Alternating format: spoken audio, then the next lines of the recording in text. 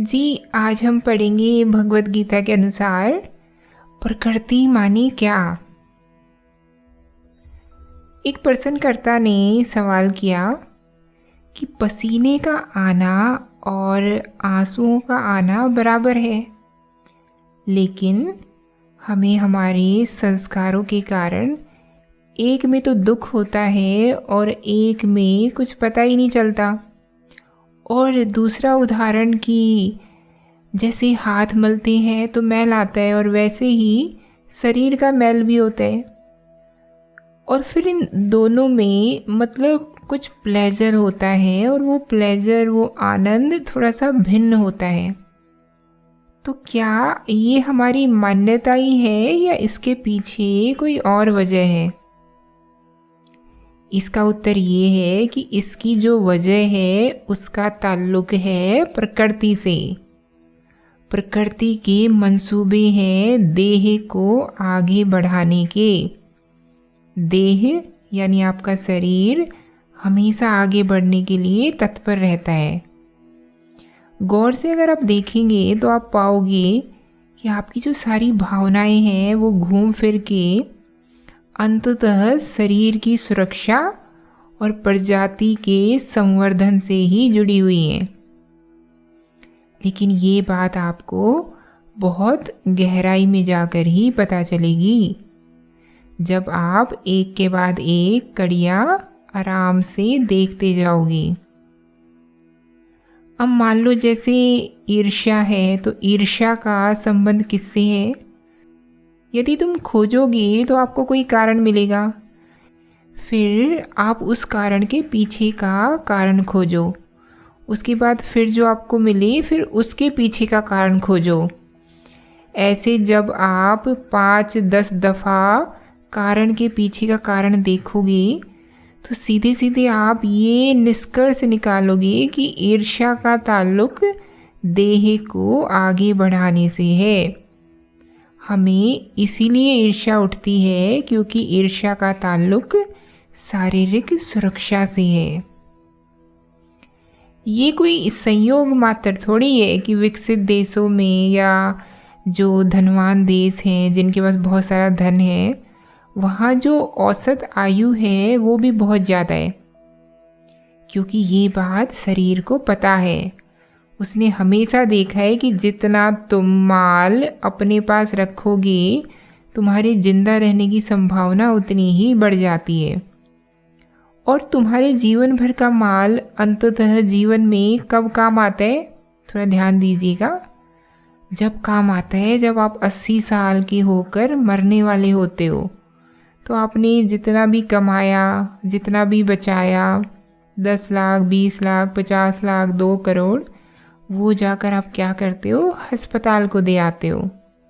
और ये बात शरीर को हमेशा से पता थी कि जिसके पास माल जितना होगा वो उतना ही लंबा जिएगा। तो तुम्हारी जो ये सारी महत्वाकांक्षा है वो सिर्फ इसलिए है कि तुम कुछ और साल जी सको। लो, हो गया ना सारा खेल ख़त्म। क्योंकि ये जो खेल है तरक्की का, जीवन में ऊंचाइयां पाने का, कि मैं कुछ बन जाऊं, मैं सबसे बड़ा बन जाऊं, उसका सारा उद्देश्य इतना ही है कि आप 2-4 साल और जी लो। लेकिन ये बात प्रकृति तुमको नहीं बताएगी, क्योंकि यदि उसने बता दी तो तुम माल इकट्ठा करोगे नहीं, और माल इकट्ठा नहीं किया तो 4 साल और कैसे जियोगे? तो अब सवाल ये उठता है कि 4 साल या 14 साल अतिरिक्त जीने के लिए जिंदगी खराब करनी ज़रूरी है क्या? भाई कम जी लो, 10-20 साल। किसी ने 2-4 करोड़ इकट्ठे कर लिए, उसको हो गया कैंसर, तो वो खर्च कर लेगा, तो हो सकता है कि उसको 6 महीने, साल, 2 साल ज़्यादा मिल जाएं। तो फ़र्क बस इतना होगा कि तुम्हारे पास नहीं होंगे 2-4 करोड़, तो तुम्हें कैंसर होगा और तुम मर जाना। तो बात आई समझ में? अंततः तुम जो कुछ भी कर रहे हो हर आदमी जो कुछ भी कर रहा है उसका उद्देश्य इन्हीं दोनों में से एक है। वो क्या है? या तो उम्र बढ़ जाए या फिर बच्चे पैदा करने में सुविधा हो जाए। तो भाई, आंसुओं को पसीने से ज़्यादा का दर्जा दिलवाने वाली कौन है? प्रकृति है। वो तुमको बता रही है कि आंसुओं का जो संबंध है वो ऊंचाइयों से है। लेकिन सच्चाई ये है भाई कि आंसुओं का संबंध ऊंचाइयों से नहीं है। आंसुओं का संबंध है देह से और बच्चों से। जो भी चीज़ बच्चा पैदा करने में बाधा बन रही होगी, उसको लेकर तुम्हें आंसू जरूर आएंगे। मान लो कि आप खूब दहाड़े मारकर रो रहे हो। एक बार रुक जाओ और जांचो कि मैं कहीं इसलिए तो नहीं रो रहा कि अंततः मुझे संतान उत्पत्ति करनी है। और जब आपको ये पता चलेगा तो आपको बड़ी लाज आएगी और आप कहोगे छी, क्योंकि आपने टटोल कर देखा, गहराई में जाकर देखा। तो ये जो पूरा गम है जिस वजह से आप रो रहे थे, वो बस इसीलिए था कि हाय बुब्बू और टुट्टू कहाँ से आएंगे अब। तो हमारी जो सब भावनाएं हैं, ये आशिकी, ये मौसीकी, ये शायरी, ये अफसाने, ये रंजोगम, ये दौड़ धूप, ये सब हैं बस शरीर को आगे बढ़ाने के लिए।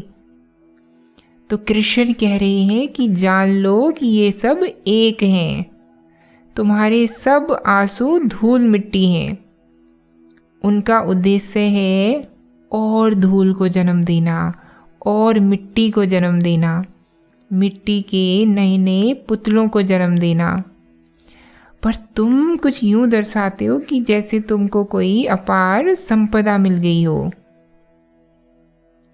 आज तक किसी रोने वाले ने ईमानदारी से नहीं बताया कि उसके आंसुओं का सबब क्या है। सब ने झूठ बोला है। रोए सब हैं, पर कोई ईमानदारी से नहीं बताता कि वो क्यों रो रहा है, क्योंकि उन्हें पता ही नहीं है कि वो रो क्यों रहे हैं। बताएंगे कैसे? तो कोई कहता है कि मैं मोह में रो रहा हूँ, कोई कहता है कि मुझे चोट लगी है मैं इसलिए रो रहा हूँ, कोई कहता है कि कुछ नुकसान हो गया इसलिए रो रहा हूँ। पर रो सब दो ही वजहों से रहे हैं। तो प्रकृति आपको रुला रही है।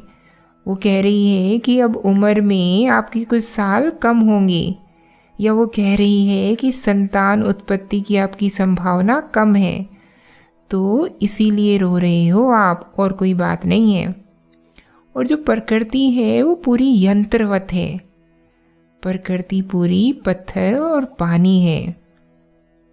वास्तव में श्री कृष्ण ने यहाँ जो बात कही है श्रीमद् भगवद गीता के 7वें अध्याय में, उसी को आधुनिक अंदाज में 100 साल पहले फ्रायड ने कहा था कि तुम्हारी चेतना के केंद्र पर काम वासना बैठी है। बस वो अलग अलग रूपों में अभिव्यक्त होती रहती है। तो श्री कृष्ण भी तो यही बात कह रहे हैं ना। श्री कृष्ण ने कह दिया प्रकृति और फ्रायड ने कह दिया वासना। तो खेल तुम्हारा सारा वासना का है। नाम उसे तुम्हें जो देना है तुम देते रहो। और वासना का खेल बुरा क्यों है? क्योंकि कोई उसका नैतिक आधार नहीं है।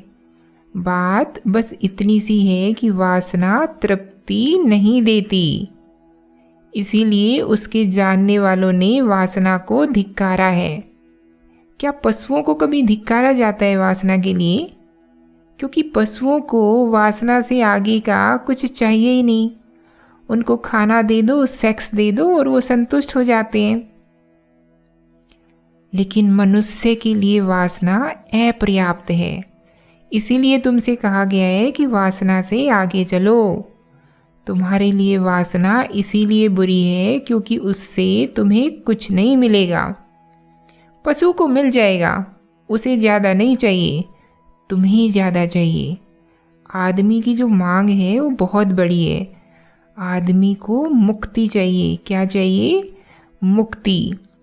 आदमी को परम चाहिए, तो उसे वो परम वासना से नहीं मिलेगा। तो इसीलिए कहा गया है कि कहाँ फंसे हो कीचड़ में, आगे बढ़ो। इसीलिए आंसू और पसीने को एक समान देखना जरूरी है।